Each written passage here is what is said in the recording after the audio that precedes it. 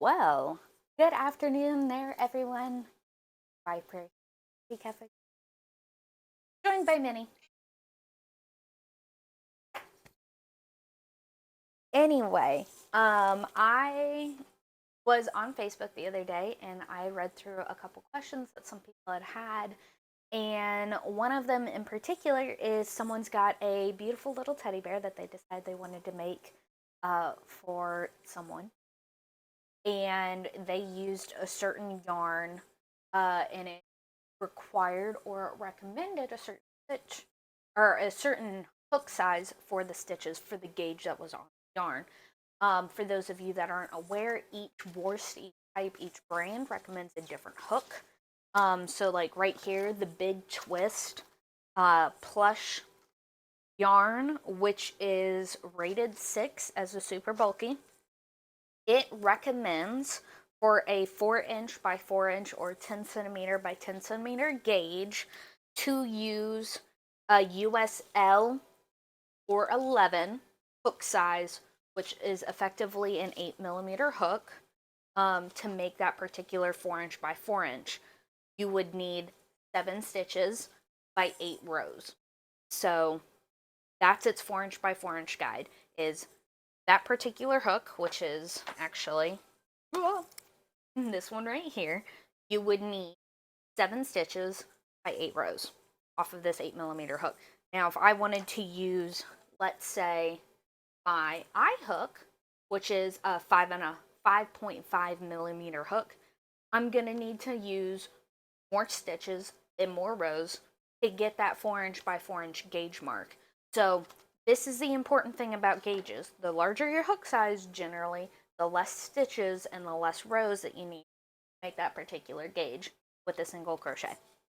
Or, whatever the crochet stitch size is that you're looking at.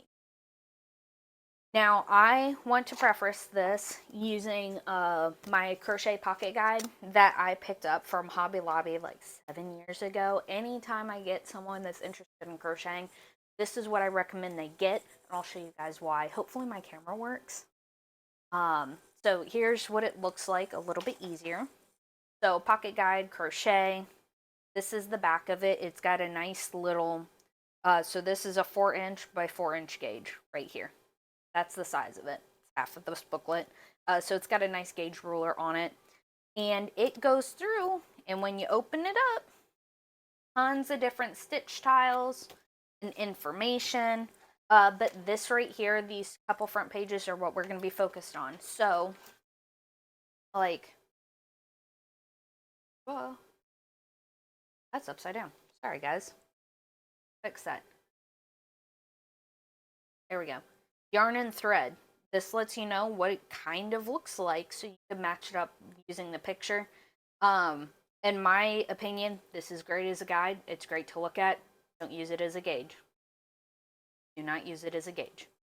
But this part here is really important. It's the abbreviations. They're the ones that are most frequently used in most of the patterns, especially commercial, that we see online today. And yep. Now, most patterns will give you background on what they're considering their abbreviation to be. Quick reminder, US uses a different abbreviation for everything past the single crochet. What we use is considered, I think, one size bigger than what the European ones use, or it could be smaller. Either way, check this to make sure, and then check a photo of the work. But it goes through and it shows you the guide. So single crochet, and it shows you the amount of steps that are needed in order to make the stitch. Right there, the double crochet, 2 steps. It shows you when you pull your hook through for both. Same for the further ones. And it just keeps going. What's nice is it gives you some background and some really easy stitch combinations that you see in a lot of projects. So like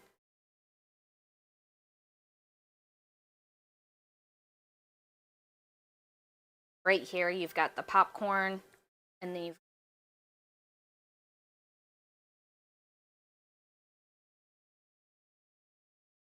And then you've got clusters, and then you've got puff stitches, shells, V shells, and then the important information about gauge, which is what I wanted to bring up to you guys here. So, there we go. An exact gauge is essential for proper size. Before beginning your project, make a sample swatch in the yarn or thread and hook specified. This is, by specified, we mean what is on both the yarn and then also on your project. After completing the swatch, measure it with the ruler given or your own ruler, counting your stitches in rows or rounds carefully.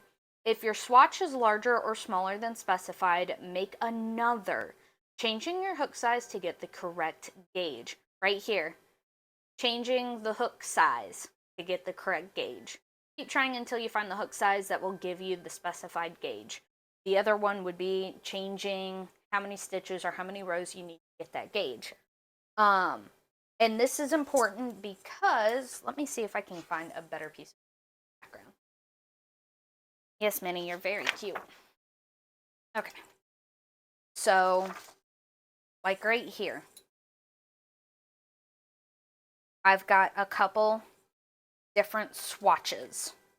So, this right here is done with my eye hook, my 5.5.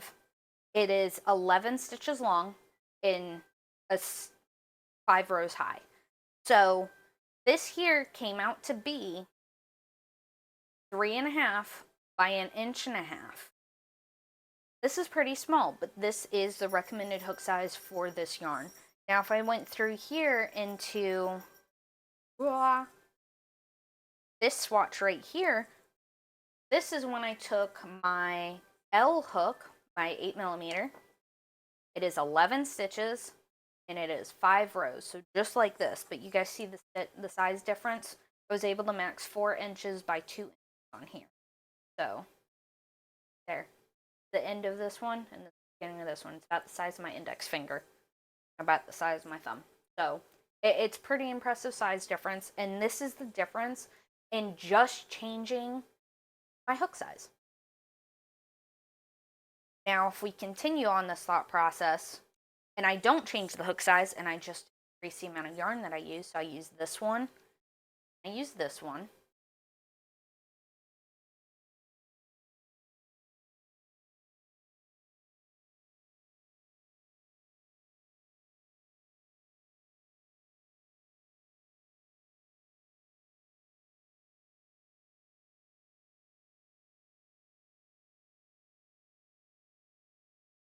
this one right here, and I crocheted them together at the same time using my eye hook. Again, 11 stitches, 5 rows, and we've hit the same length as this one, 11 stitches and 5 rows. We just haven't hit, or we hit the same width, we just haven't hit the same length. It's a little bit bigger, but it's still bigger than its normal counterpart. Stitching with 2 different yarns or 2 yarns strands at the same time is extremely easy. It's just like stitching with one, except you've added another one. So nothing fundamentally changes. It just makes your gauge a little bigger, your project a little bigger. Now I went through and I didn't have time to make a big swatch like this again.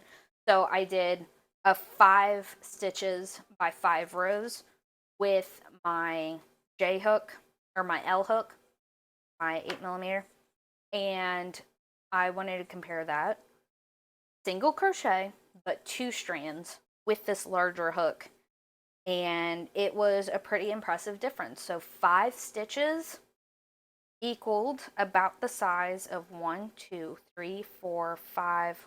Probably helps if I actually line them up. 6 of this double strand, but it equaled 8 stitches of just the single color by itself. So this let me reduce the number of stitches I needed, reduce the amount of rows I needed, because I increased my hook and I increased the amount of yarn that was going on the hook. It made the project bulkier. So if you need to make it bulkier, but you want to keep it kind of on the cheap side, bleh, this is the way to go. It also makes sure it closes up a lot of the holes that you normally get whenever you size up with a larger hook on a thin yarn like this. But the other option would be changing the stitch size. So this is used with my eye hook, my 5.5.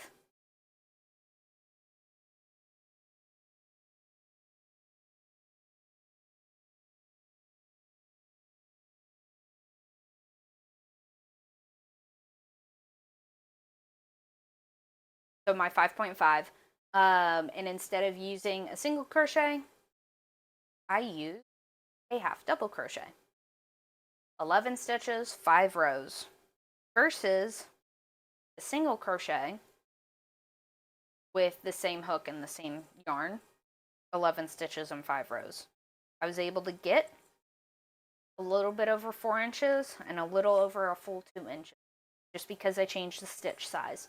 So that's another big thing to look at whenever you're doing projects like this, is you can go through, you can size up from a stitch to a new stitch and from a stitch to another and another to another. It changes the look just a little bit, but it does increase the length and size of the project in a shorter amount of time and a shorter number of stitches. So since hopefully we all know how to do one strand, we're going to try 2 right now. And I'm just going to do a 5x5 because it's quick and easy. And I've got these 2 here. I'm going to line them up as much as I can. All nice and lined up. And I'm just going to chain as I normally would. Now remember, the size of your stitch comes from the shaft of the hook before, your grip happens, if you have a grip. Not down here. I see so many people struggle because they go through and they tension down onto this hook. You see that? You see how it narrows down? That's not good. You want to tension from, you want to keep that tension. This is just to catch this thread there when you hook in and you pull through.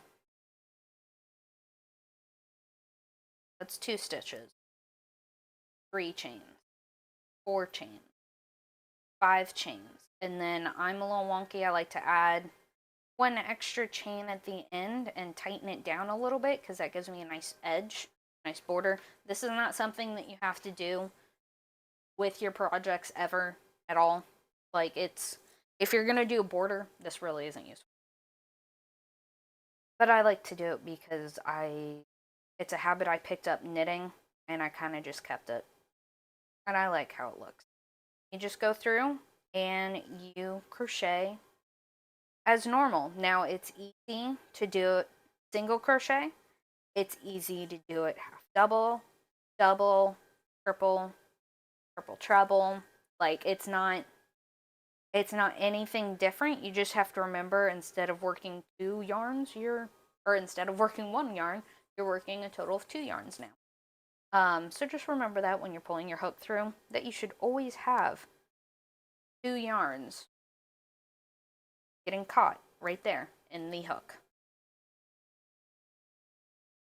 Then it gives you a nice stitch.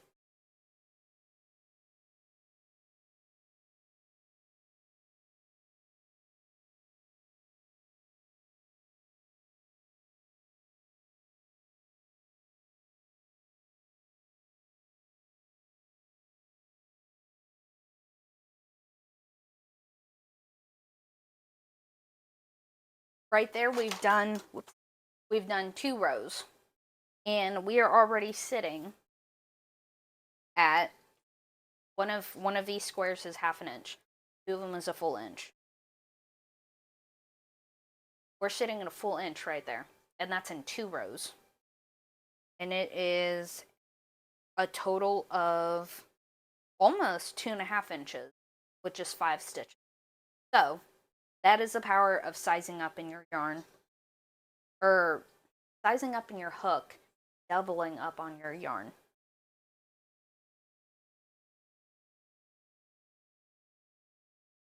Now, I will say this, you do run out of yarn more quickly when you use a larger hook. That's more based on the amount of material running through your hook versus what's generally on a smaller gauge hook because they base their gauges and their particular patterns off of the recommended hook size. And then if they tell you, hey, you need 6 balls of this particular yarn, like this yarn right here, to make a 50 by 60 inch blanket, you need 8 balls of this yarn. If you use a US 11 or an L 8mm hook or knitting needles, you'll need 8 balls of whatever this yarn was to make a blanket that size. For an adult sweater, you'll need 6 of them. A beanie, you need 1. If you need more than 1, that is one big ass beanie. Or a scarf, you need 2 balls. So that's what their patterning information here is based off of, is their gauge based on this particular hook. So if you're going to use a smaller needle, you might end up needing more. If you use a larger needle, you might end up needing more, or hook. But it's really based on your personal tension. I was able to get a 40 by 40 inch baby blanket out of 2 balls of yarn, and I used a much larger hook than what was recommended.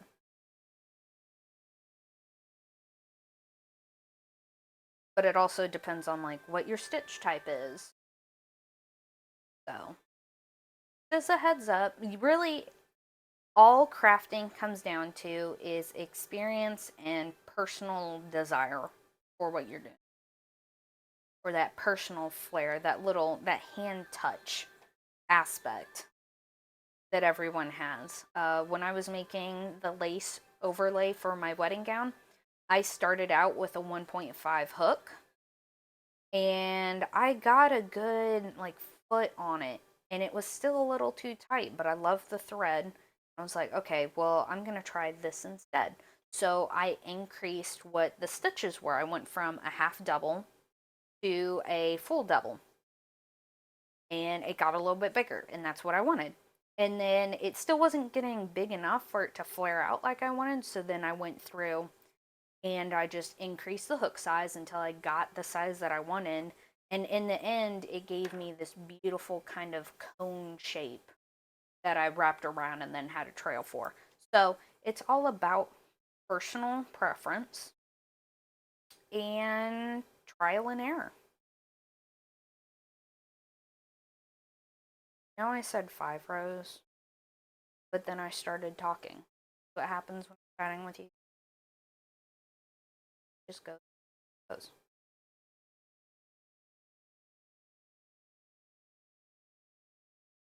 So, right there.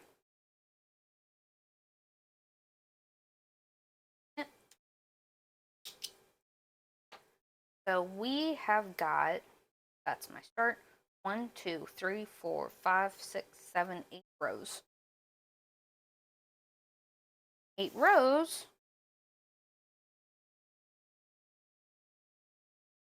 is 4 inches based off of my 8mm hook and 2 different things of yarn. So, as I said, you can mess with your gauges and your patterns as much as you want. When you're going through and you're making projects, make your swatches. I know it takes a little extra time. I know it takes a little bit of extra material, but when you go through and you make that swatch, you write it down, add it to your library for your little swatches. Or better yet, you can take photos of them with rulers and the hook and the type of yarn next to it. And then you can frog the project that you just did, your little swatch, and you can go ahead and do, I like to call them like a no-seam, so slip knot style knot, right back onto your yarn so you can project. So it's not wasted, but now you still have, albeit a digital version, you can still then quickly reference whenever you go through. If you guys are looking for apps to help with that, I would highly recommend, it's called Yarn Buddy. I have been using this app for many projects. So this is my active projects. I've archived projects also. I went ahead and I bought the pro version. I don't know if you can fully see that. But you can go through, make your project. This is the photo of what my project looked like when it was finished. I was able to count my rows and my stitches.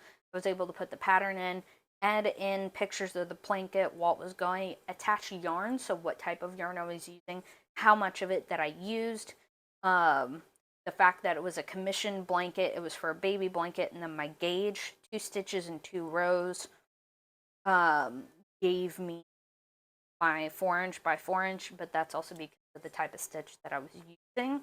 So I did 2 clusters, what I was doing. And then what type of crochet hook I used, when it was started, how much time it took me to make it.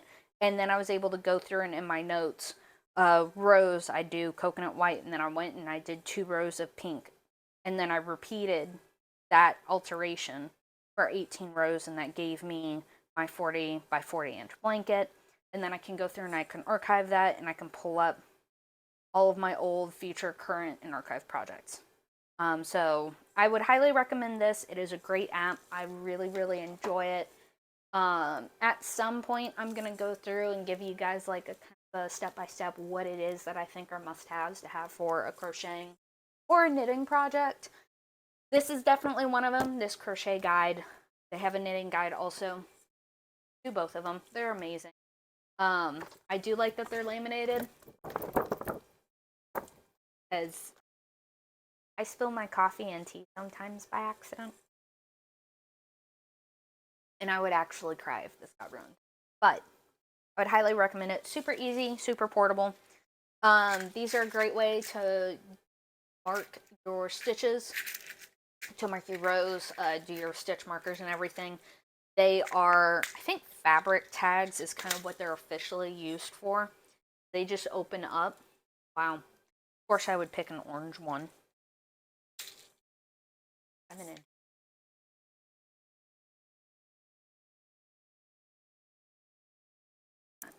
So that, it opens up. It's like a key. Like a keyhole pen. And this fits all the way up to US 11 and a half. I would recommend not going anything over like an 11. Yeah, because that's about the right size gauge. So it'll just slip on and slip off and slip with you. So I'd highly recommend these. That's what I use to mark my rows, because you can remove them. So they work great for crocheting. They work great for knitting.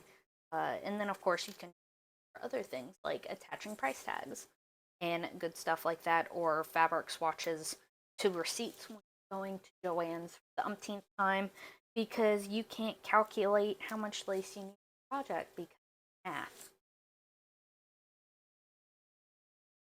Me? Personal experience? What? Nah. But yeah, so hopefully you guys enjoyed that. Hopefully this little video gave you some information based on how to check your gauge, size your gauge up, as well as the yarn. And remember, it's just a recommended gauge and a recommended hook size. It is by no means an absolute requirement for that particular yarn. It's just what they said might work, and what they use in the factory to gauge. So hopefully that helped you guys. If you guys have any more questions, I am available on Discord, also available on Instagram, Twitter, X, whatever it's called now, Threads, and my website, which also has my email link to it. So if you guys want to check that out, please. So, you're here on my YouTube, just go to my profile and I'll take you to my social links, and that'll take you to everything. On my website, I will be posting my patterns that I've made for sale, as well as some of the little knickknacks that I've also made. Those are available for purchase there. Well, again, none of this is sponsored at all by anybody except for me, and just the fact that I enjoy teaching. I hope that was a great learning experience. If you guys are into crafting, but you don't want to join my main Discord server, because that is my Discord server for Twitch. I do have a crafting Discord. It's called Viper's Cafe Creations, and that is the name of my little hobby shop. It is free to join. The only stipulation is that you do some form of craft. Photography, videography, music, scale armor, crocheting, knitting, weaving, sewing, embroidery, cross stitching, diamond painting. Literally, the list is endless as it is in art. Um, you can let us know when you guys go live if you do content creation with it, and you can let us know if you got videos or stuff coming up for sale on your Etsy. So hopefully you guys will get to chat with me again soon. I hope this video was helpful. Leave a couple comments down below. If I can expand on anything, let me know and I'll look into it. But I hope you guys have a great day, and I will talk to you later. Bye!